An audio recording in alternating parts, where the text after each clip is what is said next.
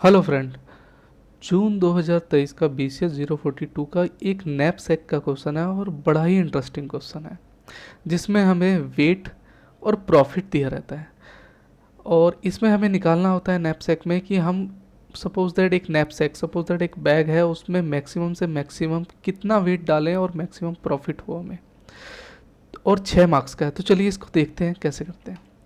तो यहाँ पे मैंने ऑलरेडी सॉल्यूशन कर रखा है, अब मैं आपको स्टेप बाय स्टेप बताऊंगा। गिवन हमें ऑलरेडी यहाँ पे n जो है वो 5 दे रखा है, m 10 है।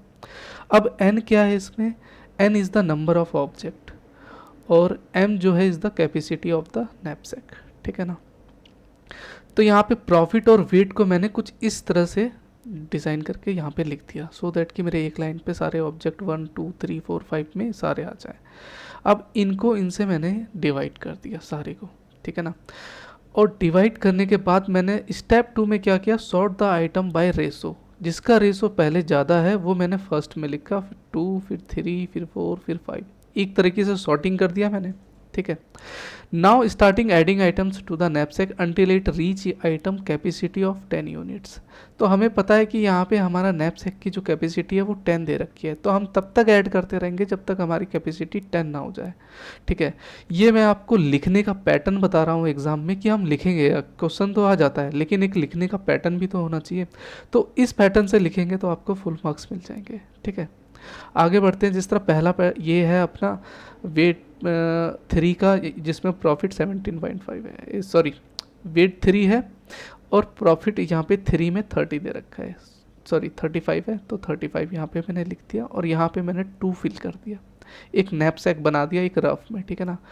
और प्रॉफिट 35 है और यहाँ पे मैंने दिखाने के लिए रिमेनिंग कैपेसिटी 10-2, क्योंकि वेट तो मेरा 2 कंज्यूम हो गया तो 8 बचा। अब ये चीज़ मैं चाहूँ तो लिख भी सकता हूँ, नहीं भी, लेकिन एक बहुत बड़ी बात बताऊँगा, ध्यान से सुनिएगा कि जब भी कोई कोर्ट या केस होता है तो लॉयर को ना 2-4 बंच नहीं देते हैं, उसे पूरा गत्था देते हैं एकदम जज के आगे कि ये लीजिए, ये सारा केस है, ये देखिए। क्यों? क्योंकि जज को देख के ही भारी हो जाए कि अरे बाप रे इतना बड़ा केस है, क्या है।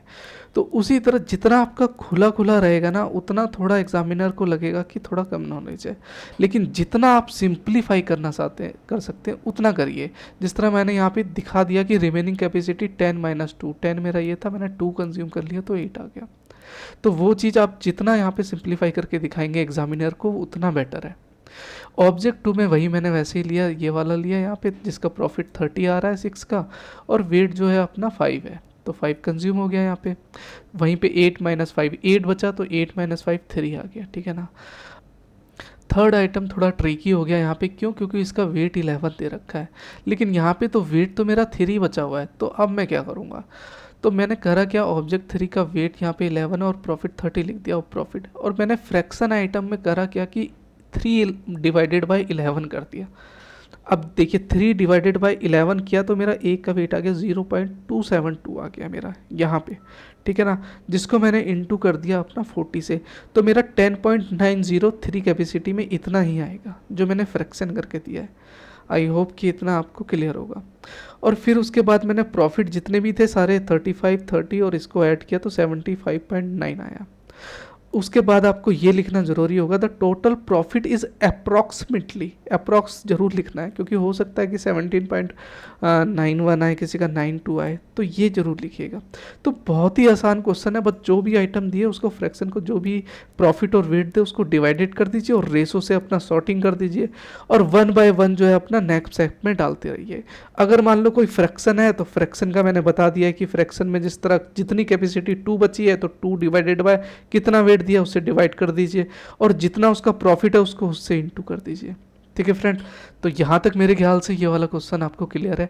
अच्छा लगा तो प्लीज़ लाइक करिएगा, कमेंट करिएगा। मिलते हैं एक ऐसी इंटरेस्टिंग वीडियो के साथ में। Thank you.